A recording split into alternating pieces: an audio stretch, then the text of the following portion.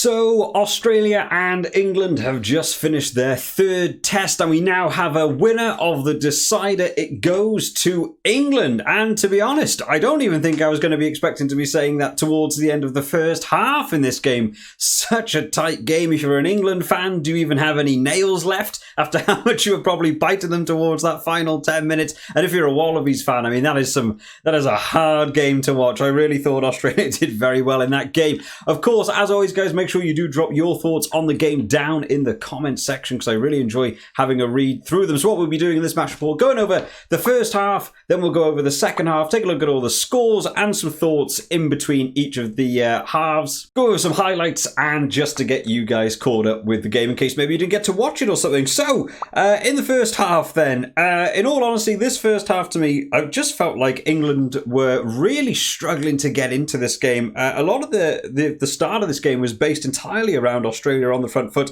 Two very early penalties really saw Australia gain a great deal of advantage. They actually gave away a third penalty and allowed Australia to kick right into the England 22. So this is from an England kickoff. We're now all the way back into an England 22. The Australia penalty then came again for England going off feet. So we've had 4 penalties within 5 minutes from England. That is exceptionally fast in terms of an international standard. Lolosio decided to go for the kick and missed his first kick of the entire test series. Real shame for him, who has had such a good record so far. England managed to survive that score, only to then have more issues come their way. Owen Farrell kicking the ball dead straight from the dropout from there again saw Australia get back on the front foot. Australia gained another penalty. Johnny Hill tackling Nick White and then just holding on to him. A very silly penalty, didn't really do anything, just trying to rub him up the wrong way a little bit. Australia attack was looking good so far in the first 10.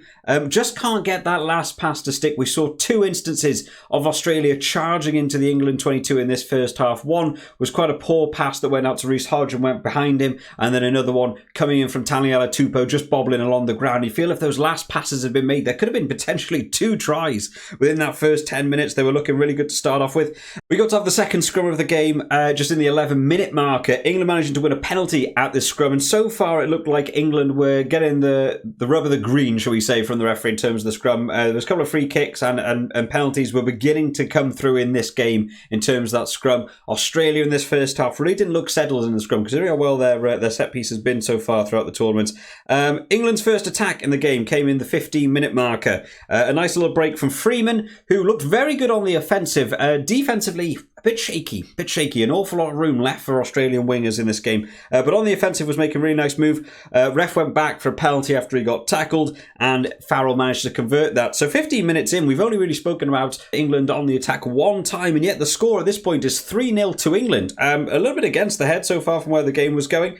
In the 20th minute, England managed to charge down Nick White's box kick and then gained a penalty from one of the Australian players grabbing the ball on the ground, which was a little bit silly. England then moved up the field a little bit. One of the tactics we saw a lot in this game was England going for this high ball kicking and chase runner, mainly from Freddie Stewart, was doing incredibly well in the air. We saw some really nice battles between Freddie Stewart and Reece Hodge for that aerial battle, but Freddie Stewart looked absolutely immense throughout this game, to be fair to him, winning an awful lot of those high balls. The run of the game, again, it turned on its head out of nowhere, where only 2 minutes later we see Tom Wright going over for the first try of the game. From an Australian line-out, Australia have managed to spread the ball wide, going out to Tom Wright. Now, the England defence at this point just looking pretty poor, very dog-legged. For whatever reason, Freeman kept trying to cut in to do 2-on-1 tackles on whoever was inside the Australian winger.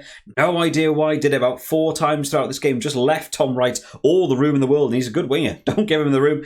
Tom Wright ran a really nice 50-metre run. A little bit of interplay between him and Nick White, doing a little bit of inside passing in again. Poor defence. Freddie Stewart came in, could have had the tackle on Wright, but decided to back out when he saw the pass was going to come and went for Nick White. He should have just hit the man. There would have been no one to offload to. But Tom Wright getting over for a really nice try, and a successful conversion then came in as well from Lolosio, taking it to 7-3. Just before the half-hour mark, we got to see almost the exact same thing again, this time coming from Corio Betty, smashing his way through one of the tacklers and offloading out on that right wing again. The left wing for England not managing to hold his line at all, making good ground. England did manage to get back just in time to stop that, but had to give away a penalty. Billy Vunipola not rolling away. This was the second penalty for the same player for the same offence this game. Yellow card situations never really arose in this game, but I feel like, a few more penalties here or there, it could have absolutely been. Lolosio managed to get that conversion, so Australia win the race to 10 points, 10-3 at the half-hour mark. From the kickoff,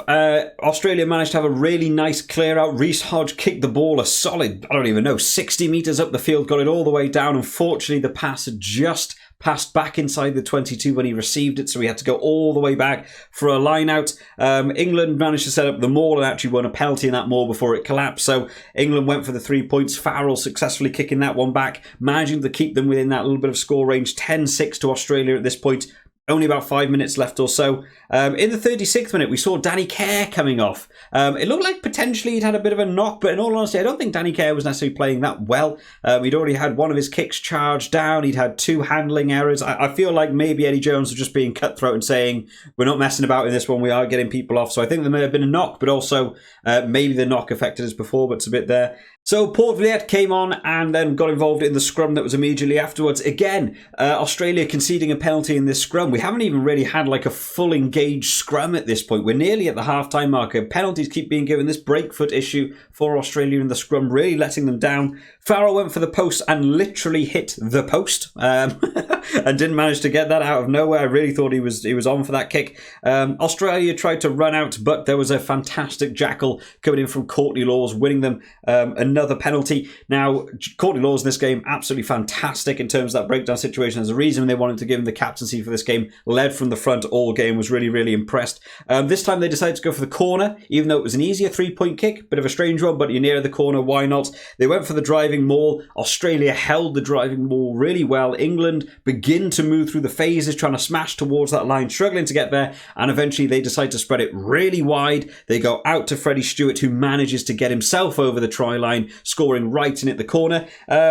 I think, good to get the score on the board, but I did think potentially a bit of not necessarily the best game management, putting Farrell all the way on the touchline to try and take that kick, and he did miss that kick as well, even though they definitely had room to potentially get closer to the post. So at half-time, we went in Australia 10, England 11. So even though Australia had the run of the game for the majority of that first half, England actually managing to go in at halftime in the lead. In terms of some notes that I wrote at halftime going into this, I said Australia looked good for the majority, making big room on that right wing. Like I've said, Tom Wright just absolutely smashing it up there. The good attack, but a couple of last passes are just letting them down a little bit.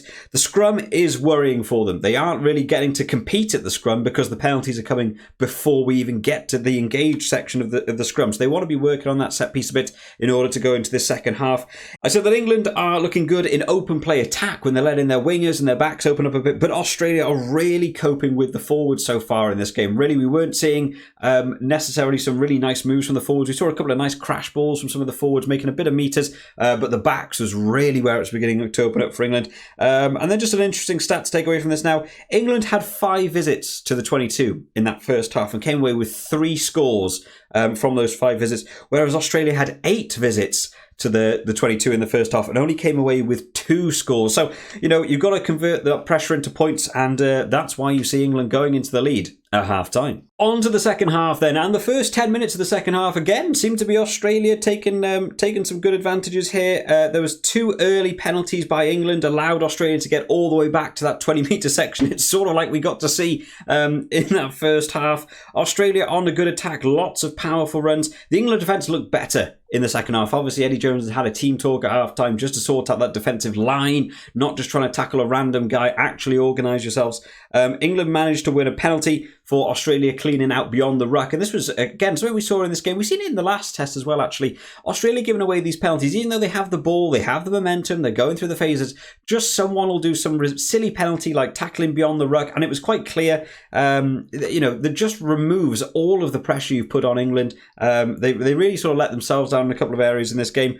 Towards the 40-minute marker, then we got to see England on the attack. They actually went through Ellis Genge, who had 2 massive carries, just absolutely powerhousing his way through, ran through Karevi, which is not an easy option, managing to do well. England gained the penalty, Australia tackling the 9, again one of these situations, Australia got put on the back foot, immediately Michael Hooper jumped over and just tackled the number 9, even though he just wasn't even near the ball. Really strange decision. Pressure from England, just turning it into penalties, and a successful conversion there from Farrell to take England 14 points to 10 into the lead. And it was another 5 minutes later, Australia building some attack again, beginning to get that momentum working. They managed to kick into touch from a penalty, had their own line-out, and the line-out went wrong. Now, the line-out was a real strength for Australia at this point in the game. It was probably the first line-out I actually saw go properly wrong from Australia. Jumper got called incorrectly, ball was overthrown, all the works that you want in a line-out going wrong. Bobbled to Lolosio, who panicked from the rushing England defence, just threw the ball over his shoulder, hoping it would go to someone. Loose ball, not very good, picked up by Marcus Smith, who just runs the rest of the field. Managed to make, I don't know, a good 60 metres, I would say, probably in terms of running this try over. Got all the way over, straight under the post. They did actually get kind of close in terms of tackling, but he'd already had a bit too much of a head start. Again, conversion successful from Farrell. So, with only 50 minutes into the second half, and we see England 21-10 in the lead. Now, at this point on, we really began to see a confidence shift. England looked like they were absolutely on top of this game at this point, and yet the next sort of 20 minutes or so just begins to feel like all Australia. Australia won a huge scrum against the head. England on the put-in drove the England scrum back. They had to scramble back, and then they managed to win a penalty from that section.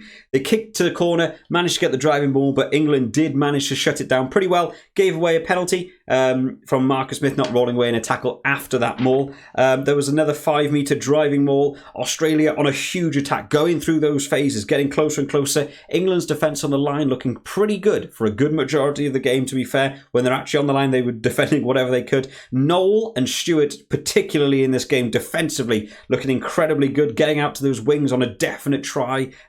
Just managing to stop that last man. Absolutely needed to happen. But eventually, the pressure did give in, and we saw a driving maul coming over for Fainga to get his try in the 65th minute. Lolosio's conversion manages to bring Australia back within 4 points. Into the final 10 then, and Australia are still trying to mount this assault. They're still trying to find that final try that will seal out this game for them. Tom Wright, again, making huge meters down this wing just all day long. Had a superb game, to be fair, for Tom Wright.